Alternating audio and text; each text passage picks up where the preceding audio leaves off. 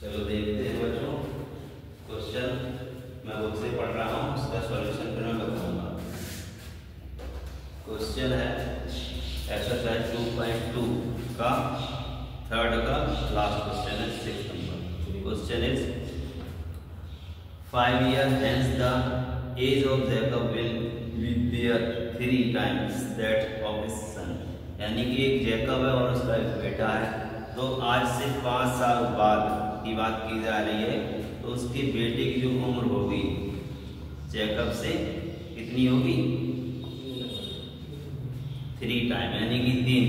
इसके बाद 5 ईयर है वो 5 साल बाद Jacob's age was 7 time of that his son. यानी कि अगर आज से 5 साल बाद की 5 साल पहले की बात की जाए तो जैकब की जो उम्र होगी वो उसके बेटे से 7 गुनी होगी। What are the present age, तो उनकी वर्तमान आयु निकालनी है। तो क्वेश्चन समझ में आ गया? आप देखिएगा, हमने मान लिया जैकब की जो वर्तमान उम्र है वो x वर्ष है, और हमने माना उसके बेटे की जो वर्तमान उम्र है वो y वर्ष है। अकॉर्डिंग टू क्वेश्चन क्या कह रहा है? 5 वर्ष बाद, अभी कोई बच्चा 10 साल का है, 5 साल बाद हो जाएगा, 5 प्लस कर देंगे तो 15 का। इसी तरीके से जैकब अभी x साल का था, तो अब हो गया x प्लस 5 साल का, ठीक है। उसका बेटा भी 22 साल का था, तो 5 वर्ष बाद 22 प्लस 5 का हो गया। फिर कंडीशन कह रही थी जो जैकब की उम्र है 5 साल बाद उसके बेटे की 3 गुनी है, तो 3 का गुणा कर दिया।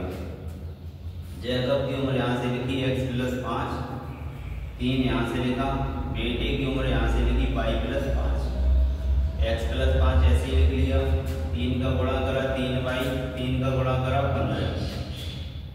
ये x ऐसे ही 3y इधर आया, माइनस के 3y, 15 ये लिखा, 5 उधर गया, माइनस का 5, x माइनस 3y ऐसे सेम लिखा, बराबर 15 में से 5 घटाए 10, समीकरण 1 बन गई। According to question second condition में कह रहा है कि 5 वर्ष पूर्व, 5 वर्ष पहले, 5 ईयर एगो माने पहले, 5 वर्ष पूर्व क्या होगा? जैकब की जो उम्र है, अभी उम्र थी x वर्ष, 5 वर्ष पहले 5 माइनस कर देंगे तो x माइनस 5। उसके बेटे की उम्र अभी थी y, 5 वर्ष पहले तो y माइनस 5 कर देंगे।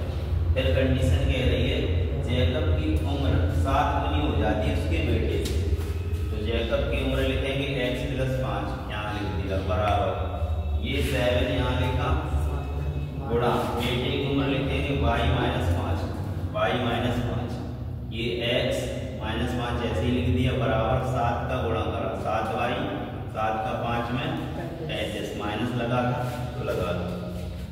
इसके बाद x ऐसे ही लिखा, 7y इस साइड आया तो माइनस 7y हो जाएगा, 5 उधर गया प्लस 5, और माइनस का 35 पहले ही से था। x माइनस 7y बराबर माइनस 35 से प्लस 5 करेंगे तो माइनस 2 आएगा। हमारी इक्वेशन बन गई सेकंड।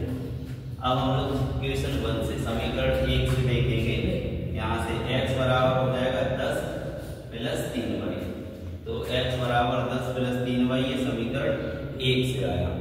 अब ये मान रखेंगे समीकरण 2 में, तो रख दें समीकरण 2 कहाँ है? ये x की जगह लिखेंगे 10 plus 3y, 10 plus 3y minus 7y बराबर माइनस 30। अब इसको हम लोग करेंगे सॉल्व, माइनस 7y में प्लस 3y करेंगे तो माइनस के 4y हो जाएगा, माइनस का 30 ऐसे लिखा, और ये जो 10 है इधर गया तो माइनस 10 हो जाएगा, माइनस 4y ऐसे रखेंगे, और माइनस 30 और माइनस 10 होगा माइनस का 40, दोनों तरफ माइनस लगे हैं तो माइनस माइनस हो जाएंगे कैंसिल, 4y बराबर बचेगा 40, 4 का भाग लगेगा 40 में 10 भाग, तो y का मान आया 10। ये y का मान समीकरण 1 में रखेंगे, समीकरण 1 ये रहा, तो x minus 3y, x minus 3y की जगह यहाँ लिखा 10, बराबर में यहाँ पे था 10, तो बराबर में। अब देखो x यही रहा, 10 दिया 30, 30 उधर गए प्लस हो जाएंगे, 30 और 10 40, x का मान आया 40, तो हमारी जो x था वो मान आया कितना? 40, यानी कि जैकब जो था उसकी वर्तमान उम्र कितनी आई? वाई का मान कितना आया 10, तो बेटे की उम्र कितनी आई 10 वर्ष।